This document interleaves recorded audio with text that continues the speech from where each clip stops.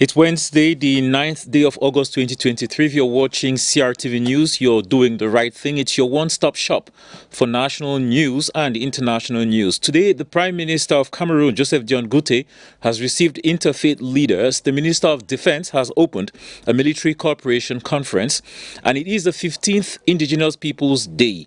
Sadly, an accident has also claimed the lives of 9 people along the National Highway number 1. And that is the story we'll begin our show with. We will take you to the Adamawa region, where Amos Agbo Enonyaket has been following up this story for us. Good evening, Amos. Can you hear me?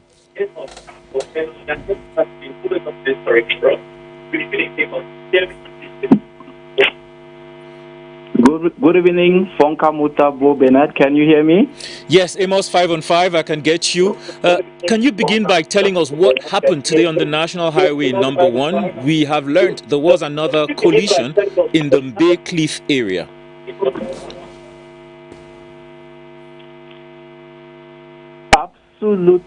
Absolutely. This Wednesday, we are told at about 10 a.m., a 70-seater bus from Yaoundé with a destination to Maroua made a brief stop over in Gaoundéré and later embarked on the journey to Maroua with 55% passengers on board the vehicle.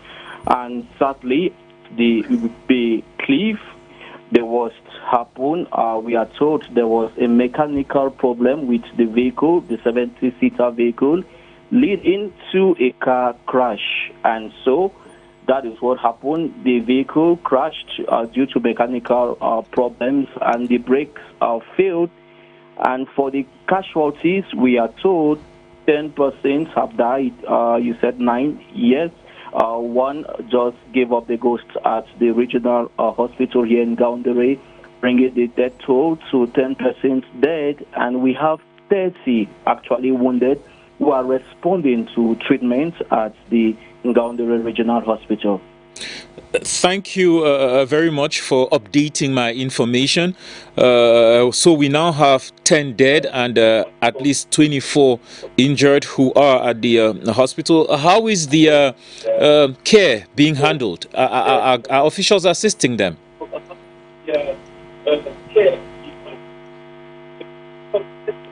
Definitely, Fonka, thank you very much. Welcome back. Just to let you know that the officials of the Gaoundéré Regional Hospital, from the director to the list of staff, they are all mobilized to ensure that the injured passengers receive health care. Before, we had 24, as you rightly said, and so the injured passengers have moved up to 30. And later this afternoon, we had the visit of the governor of the Adamawa region, Kyudadi Tageke Bukar, who was on the accident scene. He proceeded to move over to the hospital where he comforted the injured passengers and promised them support in terms of health care.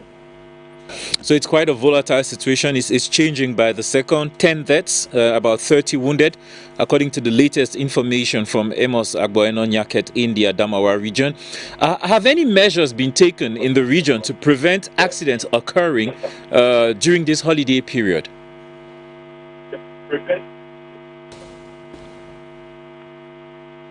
Absolutely. The regional delegate of transport did launch a campaign, holiday-free accident campaign, which has been ongoing. And at the accident scene, the governor, visibly angry and furious, instructed the regional delegate of transport to step up measures of vehicles plying the road. That is to say, to simply put, that vehicles plying the road must have roadworthiness certificate, and so there should be no room for tolerance or negligence. And so he instructed the regional delegate of transport to make sure that vehicles which ply the road, they should have roadworthiness certificate, and if the vehicle has any technical fault, the documents should not be delivered to the owners of these vehicles. He also instructed for the forces of law and order to scrupulously check vehicles applying the roads to ensure that they have the necessary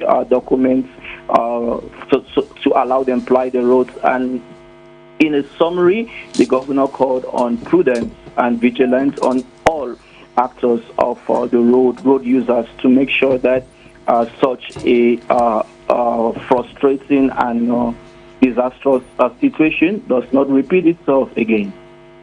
Well, thank you very much for the update, Amos, and we do hope that most of these accidents, which are preventable, are actually avoided, and that the measures put in place by the officials are strictly followed by the travel agencies and all other stakeholders.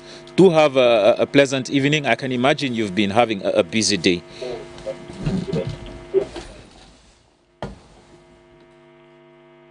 Just to note that another accident occurred yesterday in the East region, notably on the National Highway number 10 in the locality of Kobila, and 6 people died. Let's take a break. When we come back, we'll be talking about the Indigenous Peoples Day with representatives of a minority group in Cameroon.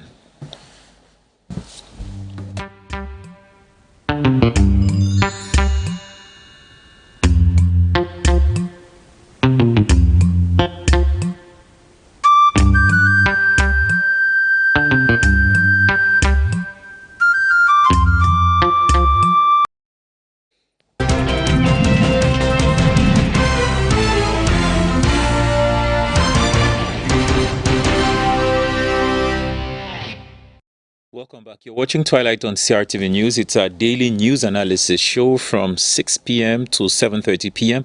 We single out some stories in the news and invite newsmakers and news shakers, if you care, to help us figure out some of the issues behind the stories.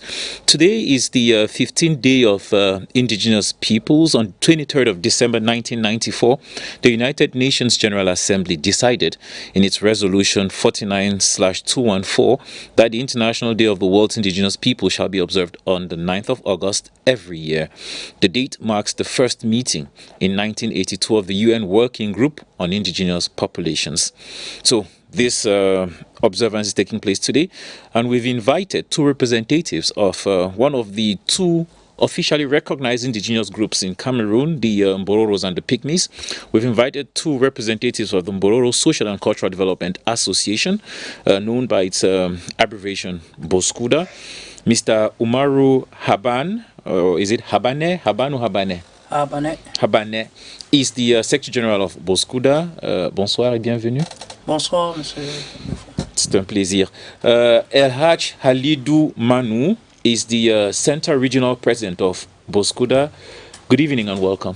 Thank you, Mr. Bernard. It's a pleasure having you guys on the show. If we asked like that d'entrée de jeu, what makes somebody an indigenous person or an autochtone, as it is known in French? Yeah, it's the characterized of the people.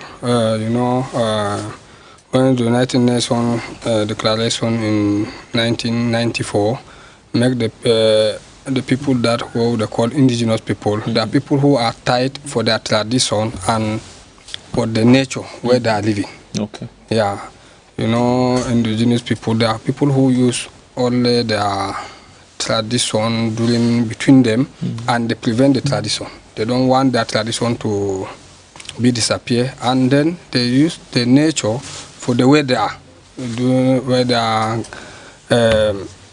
their food and they use it to survive.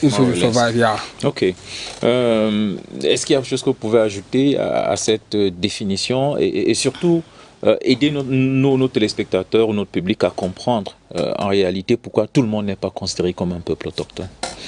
Merci, monsieur. C'est vrai. La problématique autochtone, les problèmes au niveau du Cameroun. Depuis un certain temps, quand on dit autochtone, tout le monde utilise la définition du dictionnaire où on retrouve tous les Camerounais sont autochtones. Je crois qu'il y a deux groupes de personnes qui se retrouvent comme autochtones ici au Cameroun. Il y a le peuple Bororo, il y a le peuple qu'on appelle les KCB, c'est-à-dire les Bakola, les Bejam, les Bagili, les et les Baka, qui se retrouvent au Cameroun. Et je crois que c'est ces deux communautés pour l'instant qui sont considérées à travers les critères qui sont définis par le système des Nations Unies au Cameroun, qui sont reconnus comme les peuples autochtones du Cameroun. So, what makes then the difference between settlers who settle into an area and live in that area? People feel that when they've lived in that area for a long time, you know, maybe 50, 100 years, they too can be considered as indigenous. Yeah, as Morabani said, that people are conform what they are reading inside the dictionary, and but what they characterize that United Nations use to select who can be the indigenous people. For the way that I tell you in my introduction, that the way they are living, their lifestyle is very different from their other people. So you see, especially the Bororo people, they are living in the savannah land, in the hills with their cattle and horses. They are raising their cattle, and they use all the natural resources to live, and then survive. To survive. Yeah. Ok. Est-ce que vous pouvez m'aider à voir un peu certains de ces traits culturels distincts qui distinguent les Bororo, par exemple? Ou si vous voulez, vous pouvez aussi tirer quelques exemples des peuples pygmées, si vous souhaitez. Oui, je suis d'accord. On peut prendre les caractères. Vous savez, d'abord, parmi les critères, il y a un critère qui est très important aujourd'hui, qui est d'actualité. Donc, on dit l'identité est menacée ou en voie de disparition. Vous voyez, c'est les choses... quand vous prenez la définition, on prend d'abord, première chose, on dit ce sont le peuple nomade. Et les Pygmées, on dit, c'est bon, les 4B, on parle, ce sont les chasseurs, les quêtes. Le monde est en train de changer. Aujourd'hui, on ne se limite seulement à la transhumance et nous pesons sur le plan économique au niveau du Cameroun, même sur le plan électoral. Les peuples autochtones, en ce qui concerne les Bororo maintenant, beaucoup ont migré par rapport au changement climatique et l'insécurité qui met à la frontière. Vous savez où ils se retrouvent si vous prenez à partir de l'est du Cameroun jusqu'à la Damawa, l'extrême nord a fait le coupé de repreneurs d'otages. Et dans l'extrême nord, avec l'affaire de Boko Haram, si nous partons dans le nord-ouest aussi, vous savez l'insécurité qui existe là-bas, ça a permis aux gens de se reverser maintenant dans les villes. Ça, on peut prendre ça, c'est les gens qui ont abandonné leur activité par la force, soit par l'insécurité ou par le changement climatique. Voilà un caractère qu'on peut donner. Et vous allez voir, quand on va, par exemple, au Cameroun, on va parler de bœufs. Ce qui vient dans votre tête, premièrement, qui sont les détenteurs, les éleveurs au Cameroun, la première chose, ce qui va venir dans l'esprit, ce sont les Bororo. C'est vrai, il y a d'autres qui pratiquent, mais on sait l'identité d'un Bororo. C'est son bœuf, c'est son bâton, c'est son chapeau que je protège, qui a un symbole dans notre cadre. Et c'est d'autres caractères, c'est-à-dire morphologiques aussi, que c'est vrai, on est maintenant peut-être, on mange déjà le héros, le watafoufou, on commence aussi à prendre du poids, comme mon frère Alain qui est là. Mais sinon, avant, c'était bien clair. On vous reconnaissait de votre apparence. C'est quoi la journée? What is the typical day of a Bororo person when they wake up? How do they get about their lives? Yeah, the first thing where they wake up, as in all the Muslim, they pray first, and then they go to look for their cattle, and then to bring back the cattle to the compound, and then move the milk, and then they sell the milk to they take their part to drink, and then they sell the rest to the family. That is the first, and then the second, they go back and go with their cattle in the bush to go and guide them.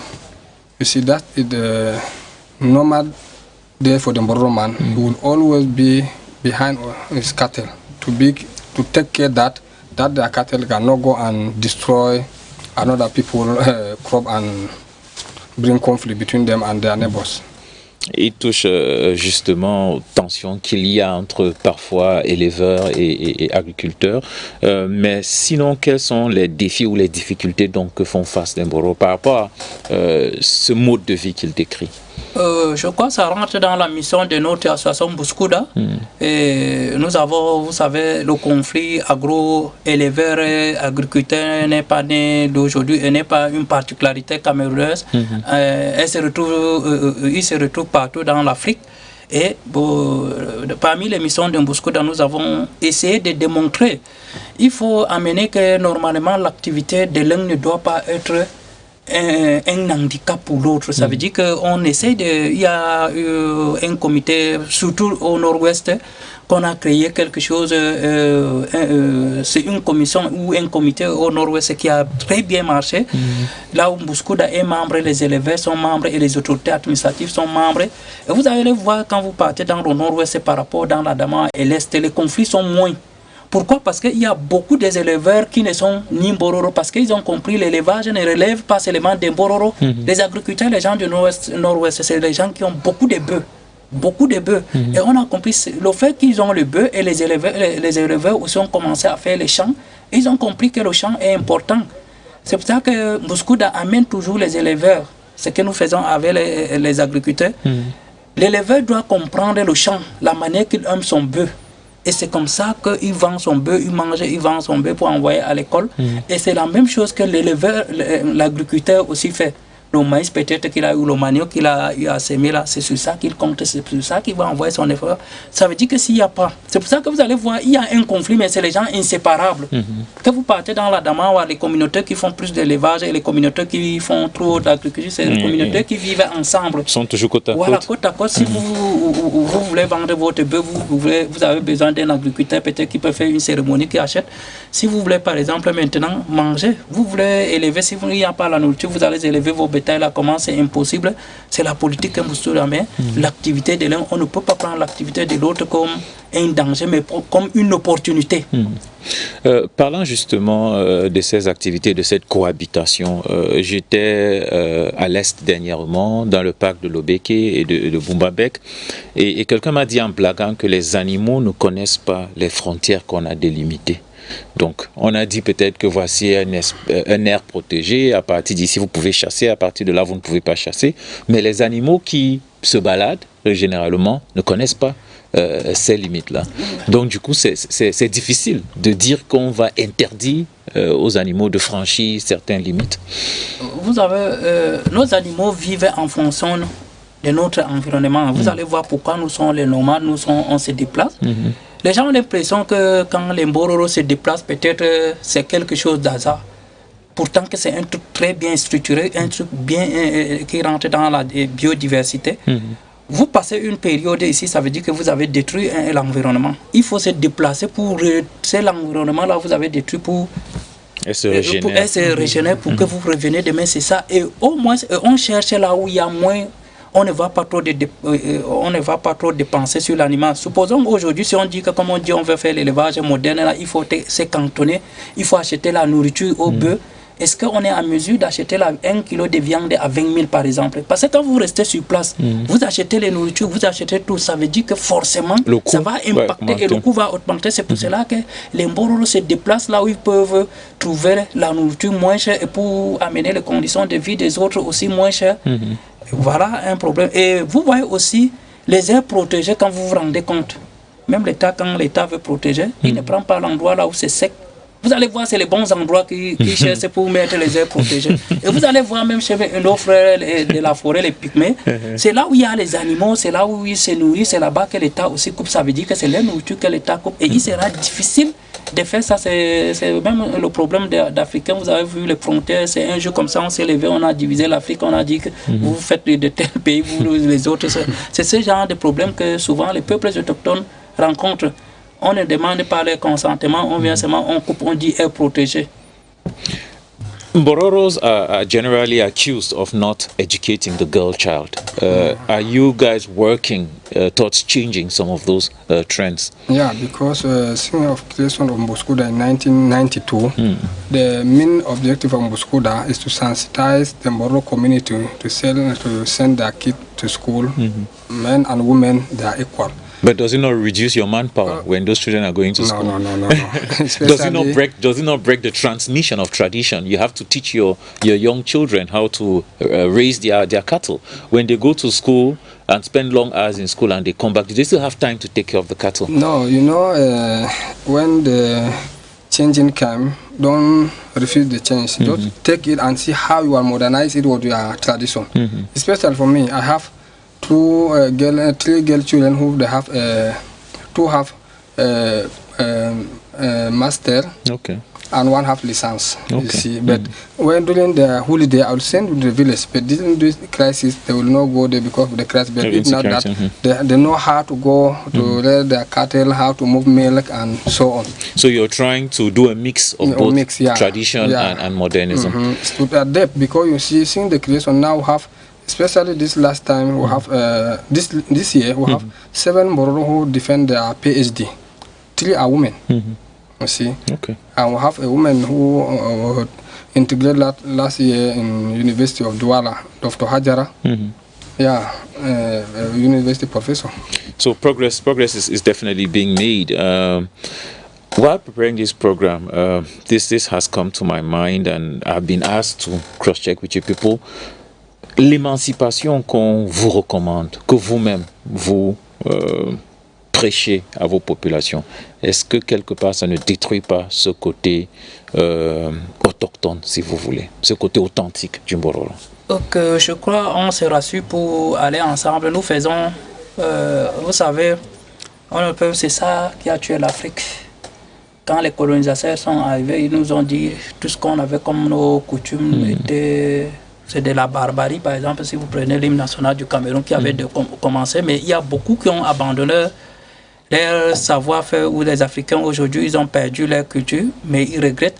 Mais ce que nous faisons, on ne dit pas tout ce qu'on a est du bon et tout ce qu'on a est du mauvais. Et il faut évoluer avec le monde. Parce qu'on a l'impression que les traditions sont statiques, pourtant qu'elles évoluent. On évolue avec le monde. Et si vous rentrez dans l'organisation de notre communauté Bororo, par exemple, on était organisé, chacun a quelque chose à faire. Par exemple, on a l'impression quand on parle, est-ce que la femme avait ses tâches qui étaient limitées et les hommes avaient leurs tâches qui étaient limitées.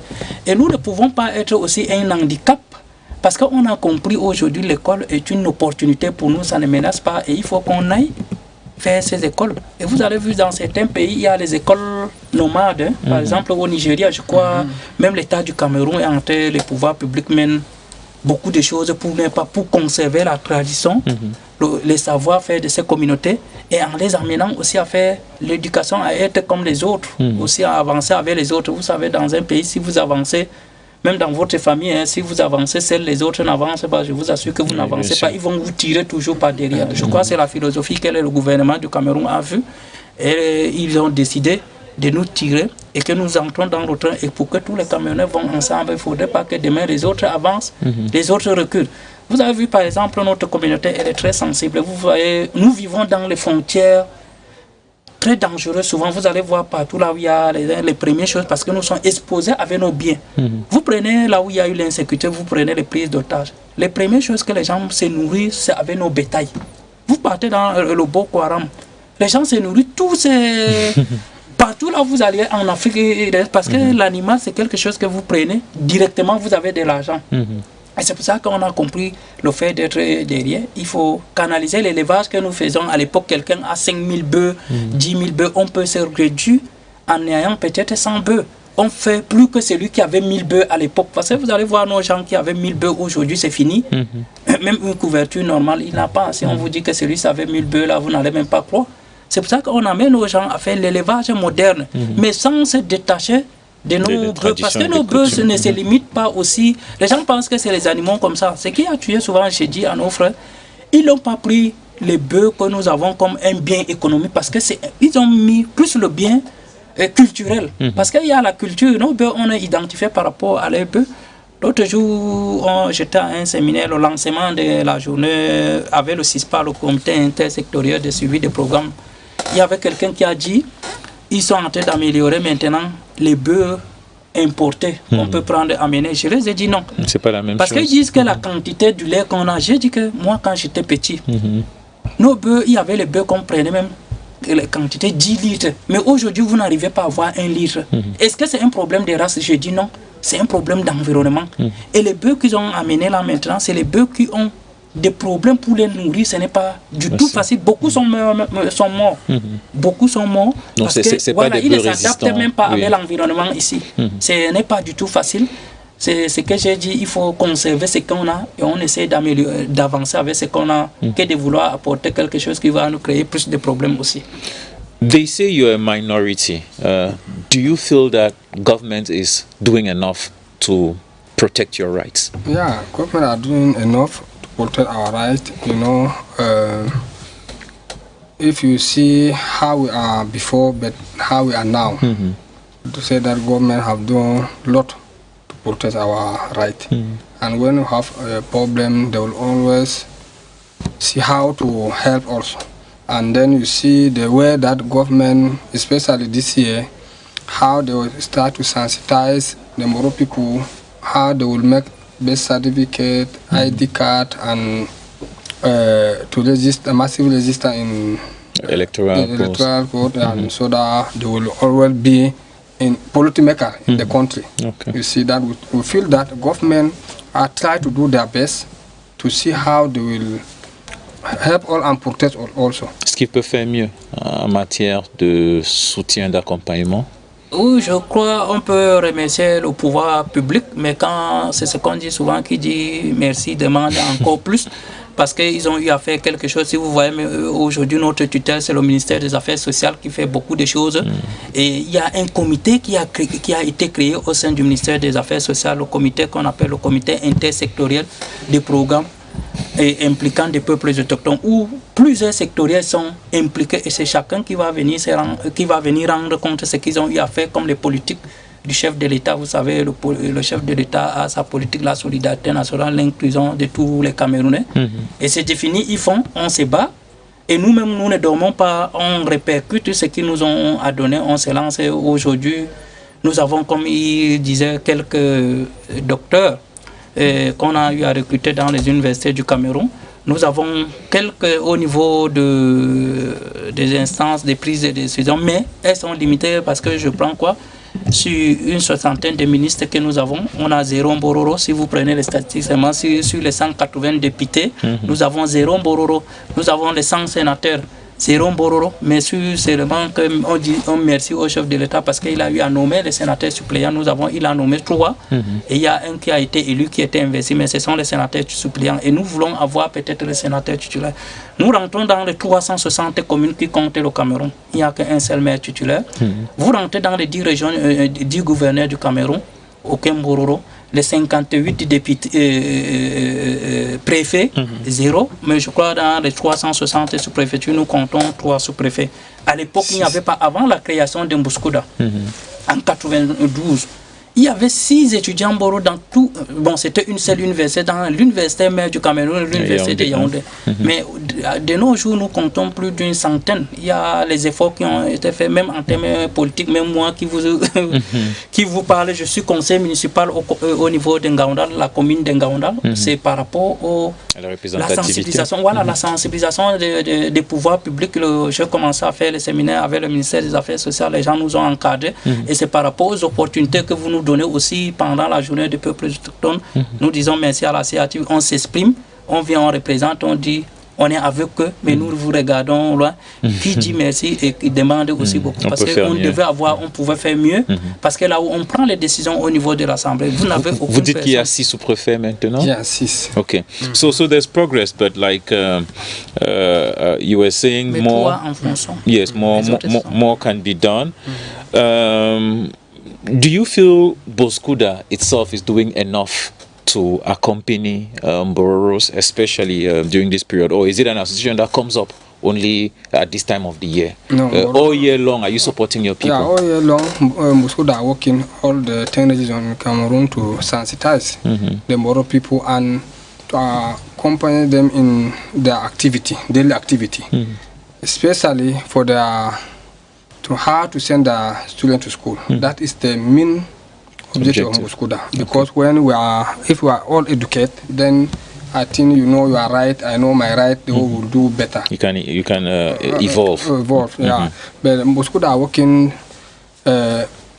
let's say, the whole year. Yeah, we are not waiting only for the indigenous people to come out and say this and that, no. Face aux réticences, qu'est-ce que vous faites? Il dit vous demandez aux gens d'aller à l'école, mais face aux réticences, qu'est-ce que vous faites? Mais je crois beaucoup ont compris. C'est ce que nous disons souvent que Moi, je connais un pygmée qui a été formé comme éco-garde à l'Est. Et puis au bout de quelques temps, il s'est senti mal à l'aise dans sa tenue verte des Kogad et il a abandonné, il est reparti en forêt. Bon, je suis parfaitement d'accord. C'est peut-être une caricature, mais... Bon, en réalité, ça peut n'est pas une caricature. Bon, comme c'est un pygmée qui a refusé, on peut prendre ça comme une caricature.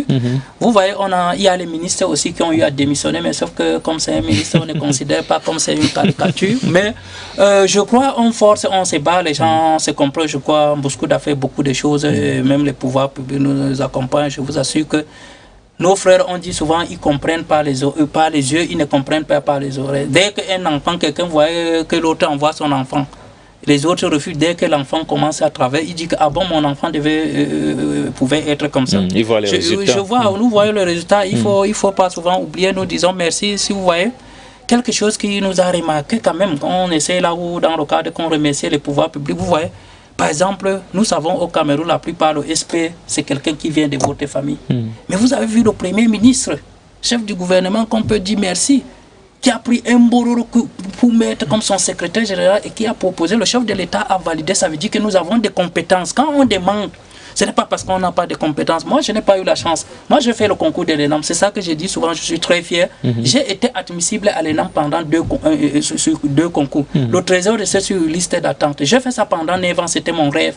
J'ai fait ça. Malchance l'année que j'arrivais là, j'ai limite, que j'ai eu l'admissibilité au trésor. J'étais sur la liste d'attente 2018, les gens peuvent vérifier. Et j'étais sur l'administration générale. Aujourd'hui, quand je mange, je sais que je suis un Bororo complet et je suis comme les autres, je peux faire mieux. Je me suis lancé dans la politique. On était là où mon camp, je suis arrivé à un camp qui avait dominé pendant 2 mandats successifs. Quand je suis arrivé avec la chance, avec tout le monde qu'on a essayé, on a remporté aujourd'hui. Et ma parole compte dans la commune et nous disons merci au maire aussi qui nous comprend. Et c'est exactement ce qu'on recherche, que la voix du Bororo porte un peu plus dans l'espace, que ce soit politique, économique ou socio-culturel au Cameroun. Maybe we're going to separate with that. Vous me décrivez un peu votre chapeau? Bon, mon chapeau, il a plusieurs symboles. En réalité, on porte ça, ça veut dire que quand vous mettez ça, c'est comme le parasoleil ou le parapluie. Ça protège beaucoup de choses. Contre les intempéries. Voilà, il y a les choses, vous pouvez mettre ça, ça peut diriger derrière le bœuf, ça peut vous protéger le soleil et les intempéries, comme vous avez dit. Et ça a un symbole aussi qui est la responsabilité. Ça veut dire que quand vous prenez ça, il y a beaucoup de gens qui ont autour de vous, que vous dirigez, c'est comme vous êtes un chef, vous pilotez beaucoup de personnes. Voilà un peu de signification que je peux donner à ça. Ce n'est pas quelque chose au hasard. Merci beaucoup Oumarou Habane, SG Bouskouda et Elhaj Halidou Manu, Center Regional President of Bouskouda. Thanks for coming and please do have a pleasant Indigenous Peoples Day. Merci, je suis le secrétaire général adjoint du Bureau national de Bouskouda. Okay, thank you for correcting. Merci. Okay, let's take a short break and when we come back we'll be talking about after school. What are the options for students? Notably, how do you earn certain scholarships?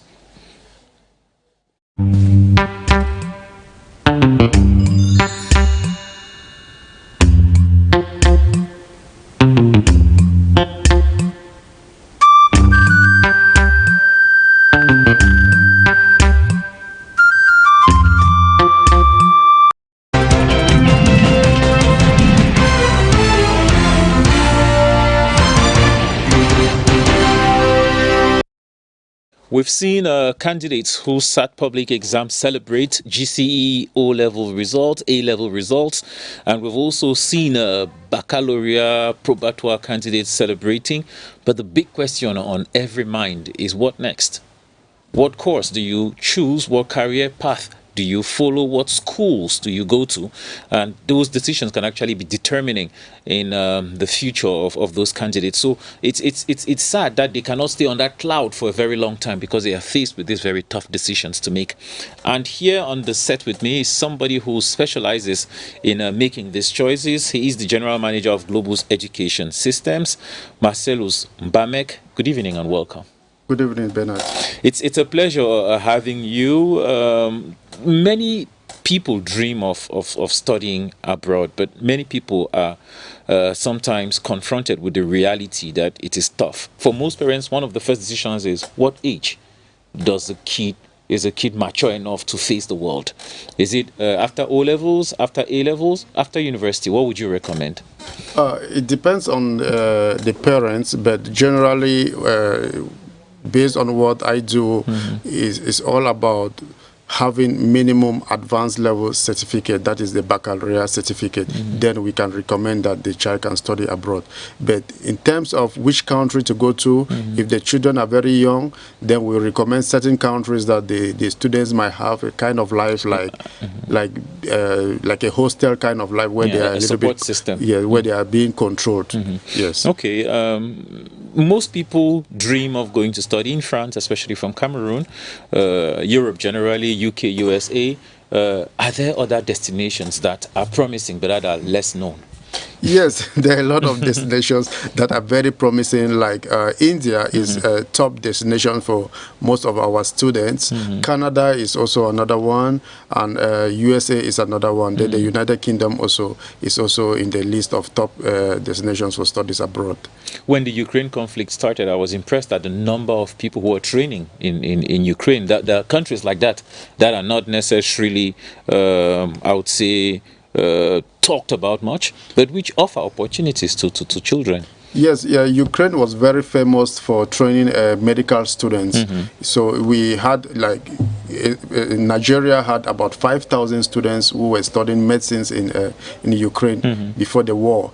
But now we have other destinations like India that is leading now. Most of the students that were studying in Ukraine now, they are now looking forward to study in India, because India now is leading, one, because of the quality of their education, two, the cost of studying in India also is very favorable for the students. You mentioned medicine. There are some fields. Growing up, almost everybody wanted to be a doctor, a lawyer, and so on and so forth. But nowadays, there are new fields, right? There are fields that are not necessarily classics, but that are the future, if you care, of work. Yes, we have...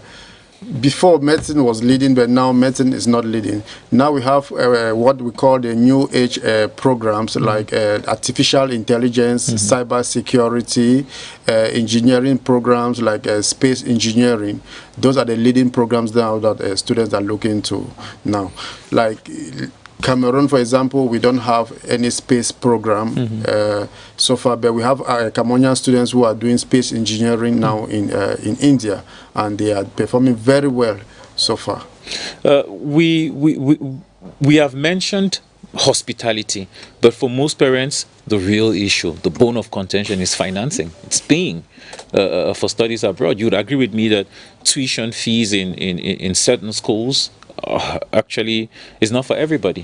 Yes, studying abroad generally, I always used to joke with my clients to tell them that, look, studying abroad is not for the poor. But generally, I have come to realize that it's not only about it's all about making sacrifices. And if you are looking at destinations like India, we are having universities that are offering tuition, accommodation, and feeding at a very, very cheap cost, sometimes even cheaper than studying in Cameroon. And also we have universities that are providing scholarships, partial scholarships, full scholarships, and all those things. So now it's not only about money. Sometimes if the students perform very well academically, they can get scholarship fully funded for free. Like last year, we had a lot of Cameroonian students that left the country for India on fully funded scholarships. What are some of the requirements to meet? Yes, generally, if it comes to fully funded scholarship, it is all about performance. It's merit-based. If you have scored very highly, like in my institution, if you are looking at having fully funded scholarship, you should be looking at an overall percentage score of 90%. But if it comes to partial scholarship, most often, even at 50-60%, we still consider that they can get the scholarship. So what then, or how does your structure, or global education system, assist candidates to qualify for these scholarships? Firstly, it is not only about the first major criteria is the overall academic performance. Yeah, your results from school. Yes, from school. But there are some other things which needs to be taken into consideration. There's a language proficiency which the students need to perform very well in the IELTS, the TOEFL, or the Duolingo. So we usually prepare the students so that they can also score high in these exams. We also have the scholastic aptitude test, what they call the SAT, the GRE, or the GMAT. Those are other requirements that are needed when they are considering applications for scholarship. So we prepare the students to make sure that they have, though they have succeeded very well in their exams, but they should also prepare well in these other small exams in order to get this fully for the scholarship. I noticed somewhere that you mentioned the possibility of school and work. In some countries, it's not allowed. Yes, in some countries. How do you circumnavigate that difficulty? No, yes, it depends on what the parents are looking at. If the parents want the child to just go to school and focus on academics, then they can go to countries like Malaysia, like India. But if they want to study and work, then they can go to the USA, they can go to Canada, they can go to the United Kingdom, they can go to France, and they can go to Germany. If you're on a full scholarship, are you allowed to work even in those Yes, countries? if you are on a because the assumption is that you don't need money. Yes, the assumption is that you don't need money, but at the same time, the students still want to work. So if they have the time, yeah, sometimes for experience. Yes, they are allowed to work because their visa permit them to work. The visa does not say no, because you have scholarship you cannot work. If you have a visa to study in Canada, you are also permitted to work for a certain number of hours every week. Okay, interesting. You are supposed to go to about 5 regional headquarters, I imagine, and meet with students. What would those meetings be like? Yes, we are going to Bamenda. We'll be in Bamenda from next week, the 14th to the 26th. We'll be in Boya, we'll be in Douala and Bafoussam. We will be doing what we call one-on-one counseling. We are just telling the students, come and meet us, let's look at what you want to study, let's put our head together and see exactly what is best for you based on your budget and everything. So we'll be doing one-on-one counseling with the students during this period. There's also an issue of trust in this whole process. Some parents or some candidates have engaged in processes that haven't been successful. How do they know that they can trust you and that they would achieve their results? Yes, you are right, but we are not that kind of institution. We are a very big institution. Okay. We are not just in Yaoundé. Our head office is here in Yaoundé. We have about 45 staffs that are working with us. We have a branch office in Bafoussam and in Bamenda.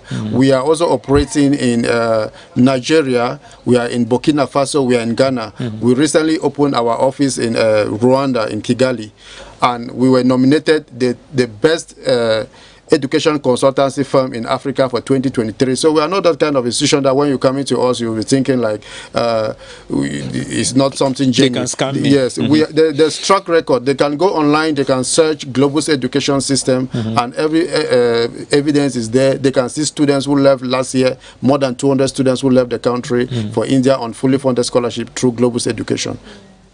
Well, thank you very much, and we do wish you good luck, and we do hope that the kids who benefit from these opportunities do return to build a better Cameroon. Yes, that is the passion which I have taken for myself, to make sure that the students will come back to this country and develop this country. So thank you very much for giving me this platform to talk to our students. Thank you very much, Mr. Marcellus Bamek, General Manager of Globus Education Systems. Let's take a short break.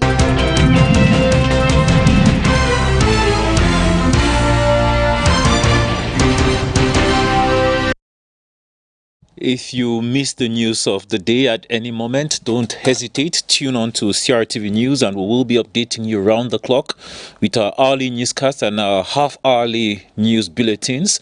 We'll update you on what makes news in and out of Cameroon.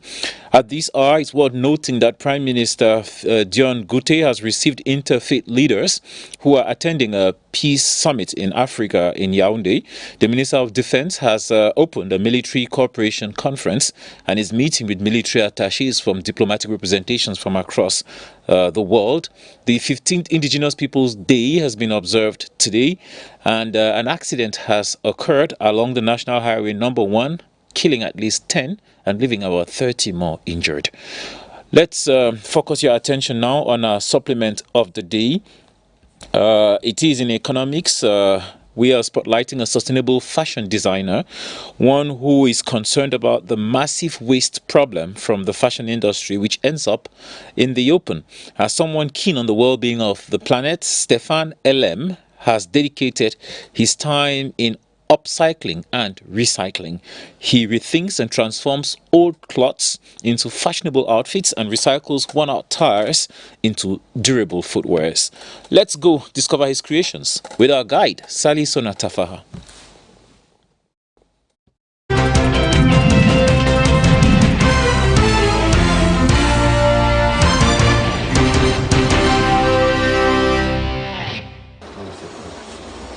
This shawl looks like trash, ready to be discarded, but Stéphane will tell you otherwise. Tout ça, ça va être récupéré plus tard. On ne jette rien. Est-ce que je peux récupérer ça, j'en fais quelque chose d'original pour une création. Meet the Yaoundé-based designer whose creations are an intuitive process. J'ai pas suivi de formation à proprement dit, il faut le dire. J'ai reçu quelques notions de couture parce que j'ai beaucoup d'amis couturiers et comme j'ai le sens de la créativité, j'ai un esprit d'ouverture assez grand. Alors qu'est-ce que je faisais quand j'allais chez des amis couturiers? Quand je vais avec un pantalon, je dis voilà mon pantalon, est-ce que tu peux peut-être le mettre à mes dimensions? Quand il travaille, je regarde. He shapes waste material, worn out and torn clothes into practical and fashionable outfits. Je vais prendre un exemple. Yes. Un vieux pantalon jean, on le transforme en peut-être une jaquette. Donc je fais beaucoup et je fais également dans la récupération, entre guillemets, le recyclage. Stefan might just be part of the solution to the massive waste problem in the fashion industry. Comme ça de rien du tout, et qu'on récupère.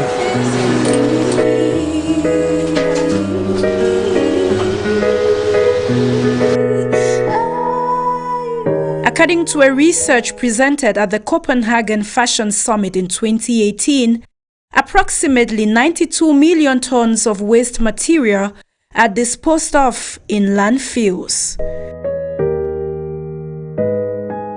As the piles build up, so do his ideas. My baby, my Valentine. You're the heat making my temperature rise. If you leave me, I'll go die. I swear, you were like the oxygen I need to survive. I'll be honest, your loving it totally me. I am so obsessed. I want to chop your wall. Your body deep, I can't see you there. But I make I see on it. Give me long one titty. Baby, make a bad man single one. For someone keen on the environment, the fashion star looks for unique material which would likely end up in the open in one of Cameroon's busiest markets, Mokolo in Yaoundé. Là c'est 3,20. Comme la largeur est un peu petite, là c'est 3,20. Tu vas donner 2500. Généralement dans les marchés, même les vendeurs de coupons, généralement il y a des morceaux de tissu qu'ils décident de jeter. Moi je les récupère. Parce que moi quand j'arrive au déballage, les gens généralement cherchent des matières de qualité de premier choix.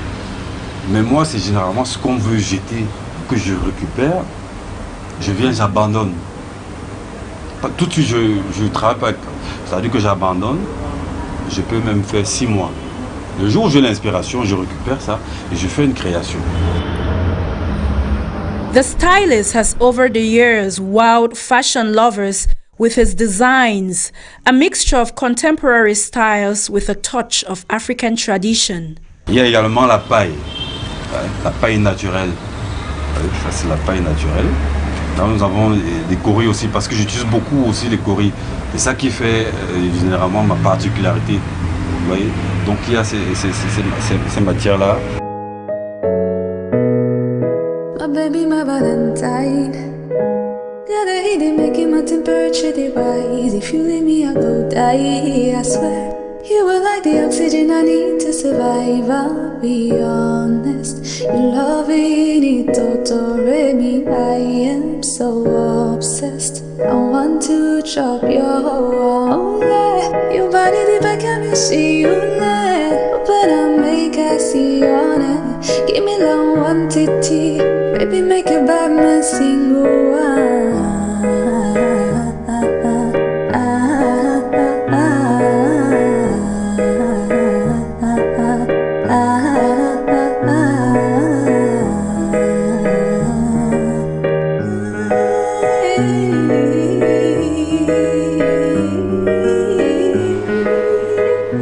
The dressmaker started with streetwear in 2015. Some of his creations, Monsieur, Madame, have been worn by celebrity artists in the likes of Kosi, Tenor, Rhythms, Numerica, Moustique Le Charismatique, and a host of others. Gotta hate it, making my temperature rise. If you leave me, I go die, I swear. You were like the oxygen I need to survive. I'll be honest. Your loving it totally me. I am so obsessed. I want to chop your whole yeah. Your body. A celebrated female football star, Abodi Ongene, looks glamorous in one of his designs.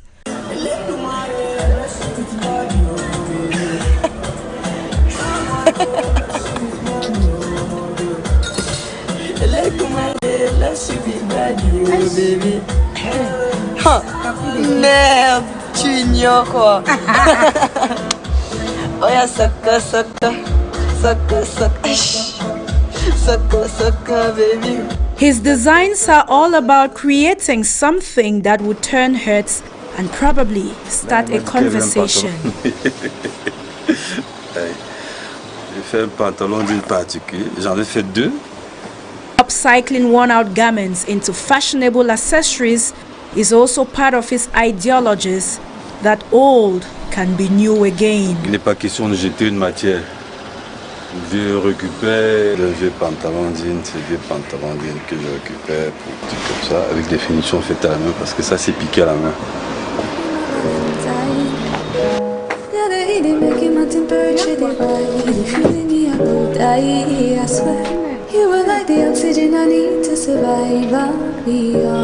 The boss of Monsieur Madame, a made in Cameroon fashion brand, is also working on a recycling project. Fashioning worn-out tires into wearable and durable footwears. Ça c'est le recyclage entièrement, parce que là on a la semelle, on a récupéré d'un vieux pneu. Stefan is gradually setting the pace for an eco-friendly fashion trend.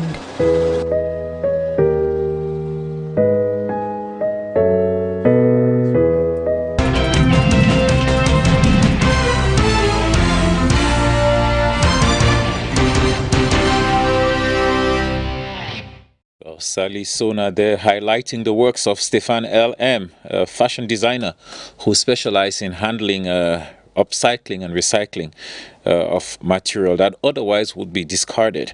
That was our economic supplement of the day.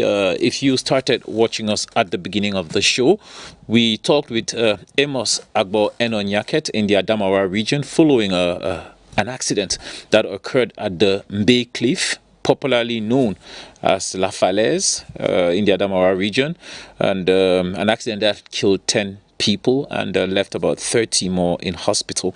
We've talked also about the 15th day of the Indigenous peoples observed this August 9th with Umaru Habane, Assistant Secretary General of Mboskuda, the Bororo Social and Cultural Development Association. He was accompanied by El Haj Halidu Manu, the Central Regional President of Mboskuda, and we also received Marcelus Mbamek of Globus Education Systems, who highlighted how kids can apply for scholarships for those who have completed successfully their end-of-year examinations. That's all we had time for. Watch Gladys Tata at 7:30 p.m. for the 7:30 news, and Romuald Trisse at 8:30 p.m. for le 20h30. That's All from me and my team, it's always a pleasure. See you. Stay on CRTV and CRTV News. Bye-bye.